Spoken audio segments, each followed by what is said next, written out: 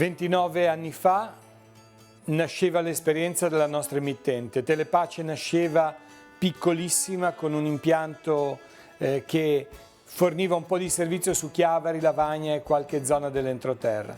Dopo 29 anni siamo qua sempre con lo stesso spirito, quello di allora, di essere al servizio di Dio e dell'uomo, e con intanto un grande senso di gratitudine al Signore che ha voluto questo progetto di comunicazione e lo ha sostenuto per tutti questi anni.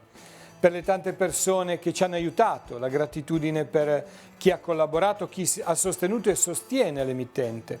Ed anche la gratitudine perché in questi anni abbiamo incontrato tanti momenti di vita del nostro territorio, della Chiesa, del mondo, e abbiamo potuto metterci a servizio, come siamo stati capaci, di questa realtà così varia, ricca, multiforme, che ci è stato dato modo di servire e di portare anche nelle vostre case.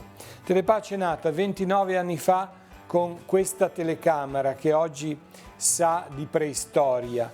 Quanti cambiamenti tecnologici, quante novità, e adesso ce ne attende un'altra novità. Entro il 2022 cambierà ancora tutto l'assetto della televisione con l'avvento del digitale di seconda generazione.